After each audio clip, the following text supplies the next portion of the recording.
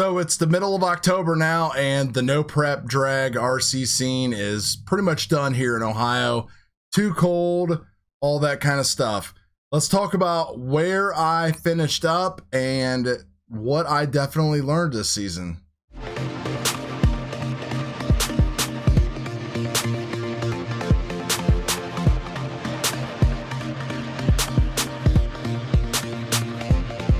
So there's going to be a lot of generic tips and tricks and stuff like that in this video. I hope they help some of you guys out.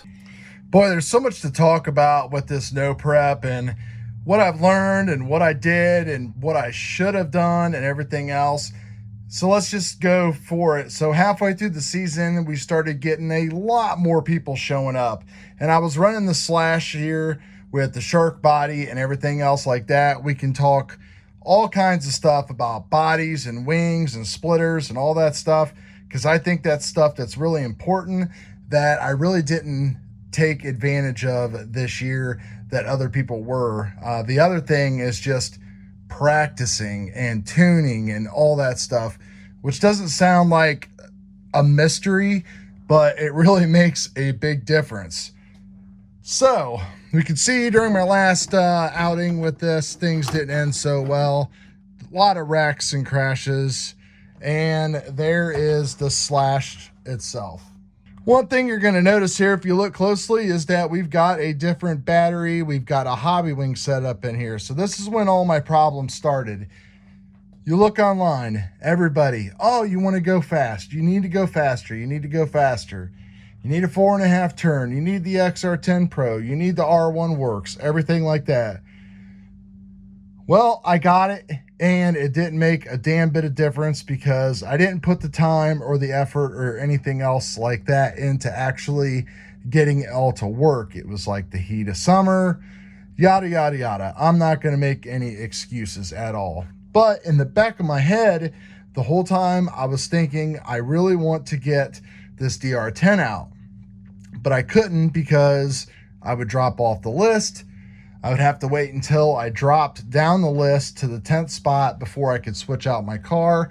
That happened at the last race, and I lost that race too because I really didn't put much effort into it because it was the last race here in Ohio, because things have gotten cold and you need heat and traction and all that kind of stuff. So when it comes to the slash, it was great. It's a hodgepodge because you got to match up parts and stuff. I did a video about that. It's in the playlist. I'll put it in the link up here if you want to take a look at that again. But moving to the DR10 platform makes the most sense because you get things like a sealed diff and a better sealed diff at that. The associated parts seem to be better than the Traxxas.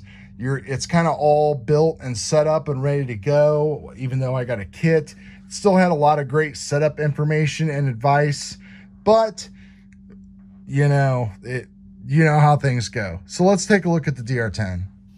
So here it is with the Cadillac body, which you can see is a little worse for wear after a few crashes. Probably won't end up keeping this body just because it just doesn't fit very well when it comes to the wings and stuff like that. This is going to be my main platform, whether I end up keeping this chassis or going to some kind of a carbon fiber type of chassis like a lot of people are doing. Just, kind of trying to match that chassis up with like that body that's got like the splitter and everything. So that way things will go better, because controlling the air is very important on these. The back isn't cut out of this at all. So I was getting all kinds of problems, ballooning and stuff like that. I don't see any tire rub. I did switch to reactions, which are great. Blew the beads on them a couple times because they're glued. And I do have some bead locks now. So we're going to be running those. And I got the carbon fiber rings and everything. So that'll be all set up. Maybe we'll have some cash days or something. Maybe, who knows? So you can see that I put all the slash electronics inside here, just so that way I didn't have to worry about controlling all that power and stuff like that. And maybe I could get in the last couple races of the season and have some, some nice races, but that just didn't end up happening. But I do have, I'll show you some things that I added to the DR10. I added the rear body mount post by Sagan Manufacturing and also the ESC tray. So that's going to be going on there. And then I really am waiting for them to come out with their front splitter kit. They've been teasing it for a while now. They just can't get parts or something, I guess. It's kind of like everything else right now in the hobby. It's hard to make a move or make any changes because you just can't find anything. One thing is, though, that the associated plastics and the way this goes together, I built this up as a kit myself. It's super great. Team K hardware, so that way I didn't have to worry about junky screws and everything. And it just feels a lot better. As far as like the motion and how it feels and rolls and everything like that. Again, it's got the Valenian in there, but we're going to be putting the hobby wing and all that stuff back in there. I've got the metal body plate back here. I've got wheelie bar and stuff like that to put on and everything. You can see their different type of slipper clutch and pad arrangement that they have on the DR10. So that is pretty cool. The way these turnbuckles and links and stuff are set up on here, seems like it's a lot easier to make adjustments and stuff if you have the right size wrenches, so you can get in there and do that.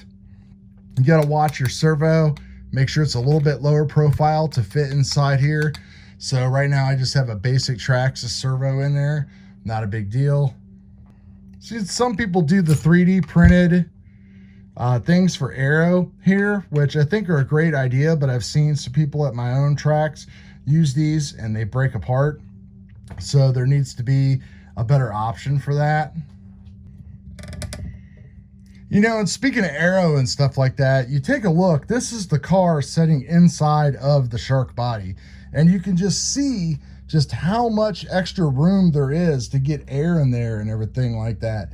Now this obviously isn't cut for this, even though it probably would work. Yeah, it would probably work if I wanted to. But you know, you really need to do things, I think, that are important, like the front, relocating your front body post out in the corners kind of here in the front. I've seen a lot of people that are having success are doing that. I've already got the rears going on here, so those will get those a little back to help pin everything down. And then some kind of splitter here. You know, whoever makes that Corvette body, I can't remember if it's Undercover Wings or whoever, Undercover RC, they make, you know, that whole body kit with the splitter and everything like that. That stuff is really so important to just try to like cut off the air from getting in here and then having the open back to get all the air out. So that way things just don't balloon, because you could just see this body, it's actually flared out from all the air and stuff like that getting in there all year long and just kind of blowing on it like this. You know, I've heated it back up, I've bent it back in time and time again, but you can just see like what of a big deal that air is. So you have all that going on, and then you decide to throw in like the fastest motor that you can buy, and then that just basically creates a lot of problems. And it, you know, it just it didn't work out well for me. So yeah, we'll see what happens. A lot is going to happen between now and like next year for us in Ohio. Like all you guys are just going to keep racing and stuff, and people are just going to keep on bringing out things. I mean, we've got those extra wide tires that are coming out and all kinds of stuff. New bodies, that's what I'm really looking forward to. I'm looking forward to something more modern choices. I mean, I love the old muscle cars, I guess, but like those cars really aren't of my era. I'm more like an 80s, 90s kid. So, you know, something along those lines would definitely be, you know, like Kit, what was he, a Firebird or a Trans Am? Something like that, you know? So anyway, we'll have more talk about no prep. There's a lot of stuff that I would like to go over that you guys hopefully will take kind of to heart before you go out and spend your money on things and do this and that. There was a lot of that in this video. So anyway, guys, thanks for watching, and we'll talk to you guys later. We'll take a look at my cars real quick, where we're sitting at right now. And who knows where we're going in 2021, but I think we have a lot of things to learn that we can carry over into next season. I also got a lot more stuff to talk about in between that we can't put all into this video, so don't forget to check the No Prep playlist. So don't forget to check the No Prep playlist that I will put up here. Seems to be pretty popular. A lot of people are into it from a total beginner standpoint who had a little bit of success and a lot of crashes.